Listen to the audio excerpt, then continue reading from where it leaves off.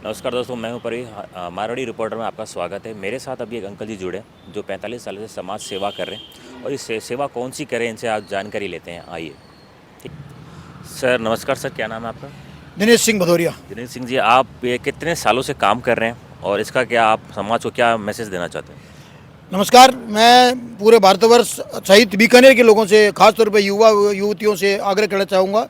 आप जो मेरे हाथ में एक कपड़े में जो जो दिखा नहीं सकता, एक बालिका है, पूर्ण विकसित 9 महीने की बालिका है, जिसको कि उसके पैदा करने के बाद क्या उसके माँ बाप के द्वारा इसको फेंक दिया गया। अब ये मृत थी अथवा जीवित थी, ये भविष्य के गर्त में है। लेकिन मैं आप लोगों से निवेदन करना चाहता हूँ, मेरे युवा साथियों से, युवतियों से, यदि ऐसी कोई गलती हो जाती है तो कृपया कृपया कृपया आग्रह ये है कि यदि वो बालक है या बालिका है, आप उसको मरने के लिए न छोड़ें। ये गलती हो गई तो आप कृपया हमारे संपर्क करें, हमारी संस्था से संपर्क करें जो पिछले 40 साल से यही काम करती है, कन्या बचाओ बालक बचाओ। तो ये बालिका जो कि पैदा हुई और न कारण क्यों फेंका गया, या तो वो अवैध थी अथवा वैध भी थी, तो लड़की नहीं चाहते होंगे। लेकिन हमारा आग्रह है कि आप हमसे संपर्क करें, टीम सावधान इंडिया 077 से, और हम आपका नाम गुप्त रखेंगे। लेकिन यूं ही मरने नहीं देंगे। जो भगवान ने पैदा किया है तो मारने का आपको अधिकार नहीं है। ठीक है, आपकी कोख से पैदा अवश्य हुआ है, लेकिन वो भगवान की ही दी हुई जीवन है, उसे आप मरने के लिए नहीं फेंकें। यदि वो मर चुकी है तो आप उसको सड़क पर कुत्तों के लिए न फेंकें, उसका भी हम पूर्ण विधि विधान से अंतिम संस्कार कर देंगे। ऐसी हम 40 सालों से 300 से अधिक ऐसे भ्रूण हैं जो हमने देखे, उसमें 80% बालिकाएं थी। ये दुख का विषय है कि आज के युग में भी हम अपनी बच्चियों को मरने के लिए फेंक देते हैं या पैदा होने से पहले मार देते हैं। कृपया करके ऐसा गुनाह न करें। हम आपका नाम गुप्त रखेंगे।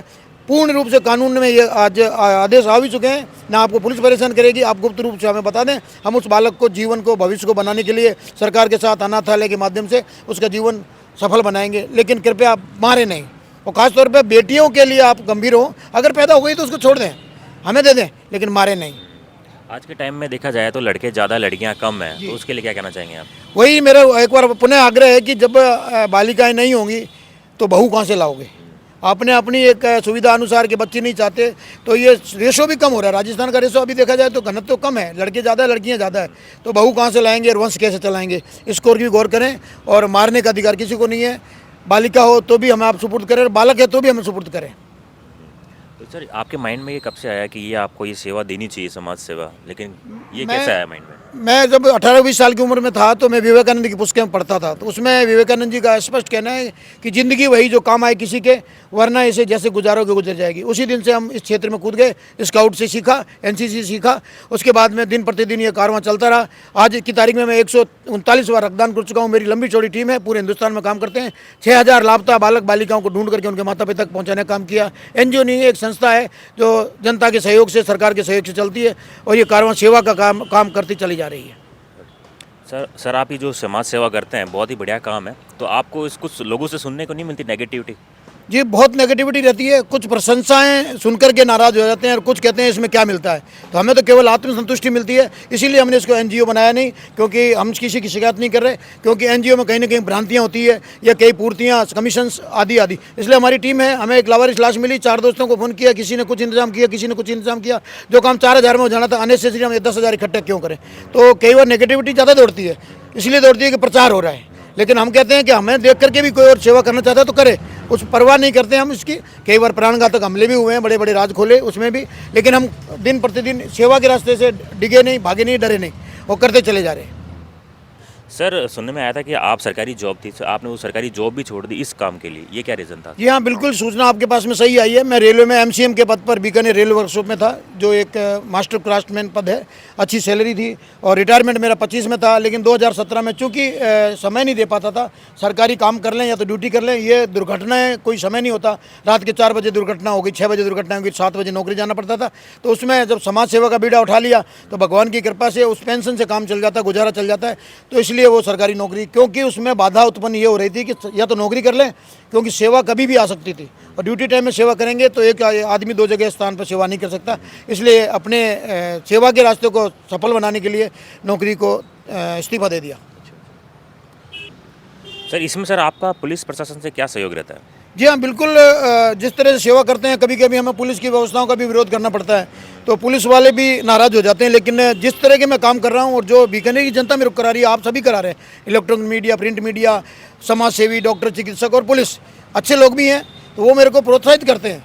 तो समस्याएं आती है, लेकिन पुलिस भी अच्छा मदद करती है। उसे पता चल जाता है कि एक निस्वार्थ भाव से ये संस्था काम कर रही है, इसके हजारों हजार संस्था के कार्यकर्ता निस्वार्थ भाव से काम कर रहे हैं, इसलिए अंततोगत्वा पुलिस हमारा ही सपोर्ट करती है, क्योंकि हम कुछ गलत काम नहीं करते। हाँ, वालों के कुछ सुनने को मिला, कुछ क्या क्या कर दिया? बिल्कुल आप सही कह रहे हैं कि घर वाले परेशान कभी नहीं हुए, क्योंकि पिताजी का भी यही कार्य था, और मैंने 4-5 हज़ार बच्चे जो लावारिस लापता मिलते थे उनको घर ले आता था, और वो घर पे नुकसान भी कर देते थे। पापा कहते थे कि बच्चे हैं, कर देते हैं, फिर उनके माँ बाप आते थे, ले जाते थे। तो यूँ करके 5-6 हज़ार बच्चे मैंने, जिस समय कोई 108 कोई ऐसे आश्रम भी नहीं हुआ करते थे, तो ले जाता था। तो घर वालों का ही सपोर्ट रहा, घर का सपोर्ट नहीं होता तो माँ बाप कहते थे कि भैया किसका बच्चा लेके आए, ले जाओ, छोड़ो इसको कहीं। तो वो बच्चा फिर शरण में हमारे कहाँ आता, हम उसको शरण देते हैं, घर पे रखते हैं, जरूरत पड़ी तो आश्रम में भेज देते हैं। तो 100% धर्मपत्नी का, बच्चों का, माँ का, बहन का, पापा का सदैव साथ मिला, उसकी वजह से ही मैं ये काम कर पाया। नौकरी भी छोड़ी तो उनको पता था कि ये नौकरी छोड़ेंगे, तो वो नाराज़ नहीं हुए कि चलो कार्य जो करने जा रहे हो वो अच्छा है। उस दिन से फिर हमने संकल्प ले लिया कि बीकानेर में या जहाँ भी हमें सूचना मिलती है कि यदि कोई लावारिस है और वो सड़क पे पड़ा है या मर गया, तो उसको फिर लावारिस की तरह हम नहीं रहने देंगे, उसका विधि विधान से अपन खुद वारिस बन के उसका अंतिम संस्कार करेंगे। तो वो उसी समय से ललक लगी, और ईश्वर की कृपा से, ना चाहते हुए, हम नहीं चाहते कि ऐसा हो, 4,000 से अधिक लावारिस लाशों का अंतिम संस्कार कर चुके हैं। कोरोना में भी बीकानेर में 250 के करीब बॉडियाँ हमारी संस्था के द्वारा निस्वार्थ निःशुल्क, जब लोग आते नहीं थे बॉडी के पास में, तो हमने उनका अंतिम संस्कार कराया। ये एक रिकॉर्ड है, और इसी की वजह से तमाम लोगों के द्वारा, जिला कलेक्टर के द्वारा, तमाम विभागों के द्वारा समय समय पर संस्था को सम्मानित कर प्रोत्साहित किया गया। क्या कोई लावारिस हो तो बेबाक निर्भर होकर के हमारे तक सूचित करें। पुलिस के माध्यम से, वहाँ के स्थानीय प्रशासन, राज्यों की पुलिस के माध्यम से, लोगों के सहयोग से, मीडिया के सहयोग से हम उसको उसके माँ बाप तक पहुँचाने का कार्य करते हैं। और सभी से प्रार्थना करते हैं कि आप अपने देश हित में काम करें, पड़ोसी से संबंध अच्छे बना के रखें, जनहित के काम में आप निर्भीक होकर के काम करें, आपको कभी बाधाएँ नहीं आएंगी। Sir thank you sir. हमारे साथ एक और सर जुड़े हुए हैं, तो उनसे बात करते हैं। सर आपका क्या कहना है इस काम के लिए? मेरा तो यही कहना है कि ये उत्कृष्ट आदमी है, ये समय समय पर इनको प्रशंसा पत्र वगैरह वो भी मिलते हैं। 15 अगस्त है, 26 जनवरी है, और अच्छे बीकानेर में कार्य करते हैं। इनके पिताजी भी वही कार्य करते थे, वो तो आज नहीं रहे, और ये अच्छे कार्य करते हैं। मैं इनको 10 साल से जुड़ा हुआ हूँ। मैं पुलिस में हेड कांस्टेबल था, अभी 21 में रिटायरमेंट हुआ हूँ। रिटायरमेंट होने के बाद मैं इनसे थोड़ा ज़्यादा ही जुड़ गया, क्योंकि टाइम निकालने लग गया। पहले टाइम नहीं था, फिर भी आता जाता रहते थे, इनकी प्रशंसा सुनते थे। इस हिसाब से हमारे से जो भी होता है वो सहयोग इनका साथ देते हैं। तो बीकानेर की जनता को आप क्या कहना चाहेंगे, इस काम में आगे आएँ और लोग यूथ भी आएँ, और जो भी है? बीकानेर की जनता को तो यही कहेंगे कि वो यूथ है, जो जवान है, वो आगे आएँ।